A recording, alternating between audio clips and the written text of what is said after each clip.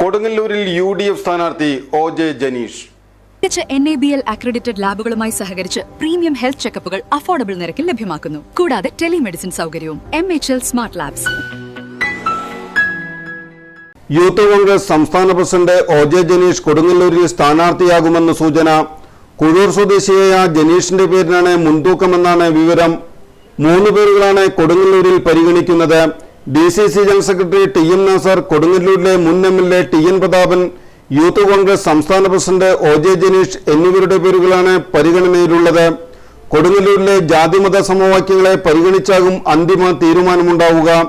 നിലവിലെ സാഹചര്യത്തിൽ OJ ജനീഷ് തന്നെ നറുക്കു വീഴാനാണ് സാധ്യത.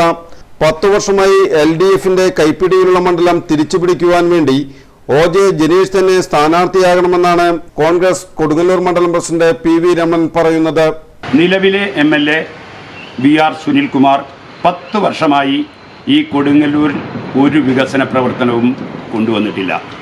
കൊടുങ്ങല്ലൂർ ഹൈവേയിൽ തന്നെ 700 ദിവസമായി സമരം നടക്കുന്ന ആ റോഡും പരിസരവും ജനങ്ങൾ ദുരിതത്തിലാണ്. 12 വഴി കൂടിയാണ് വണ്ടികൾ വന്നുകൊണ്ടിരിക്കുന്നത്.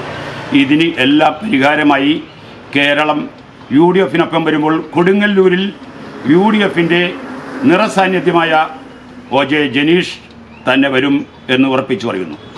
ഒരു കാര്യം എന്ന് വെച്ചാൽ, ഇപ്പോൾ MLA പോകുന്ന വഴി, വീട്ടിലേക്ക് പോകുന്ന വഴി, ഒരു മനുഷ്യന് ആ വഴി പോകാൻ പറ്റാത്ത ദുരിതപൂർണമായ കരൂപ്പടന്ന് വരെ റോഡ് ഒരു 2 വീലർ ഓടിച്ചു പോകാൻ പറ്റില്ല. കാറുള്ളവൻ ഒരു 10 പ്രാവശ്യം പോയി കഴിഞ്ഞാൽ ആ കാറിൻ്റെ പണി കഴിയുന്ന രൂപത്തിൽ ഇത്രക്കും നശിച്ചു കിടക്കുന്ന ഈ മണ്ഡലം തിരിച്ചു പിടിക്കും എന്നുറപ്പാണ്.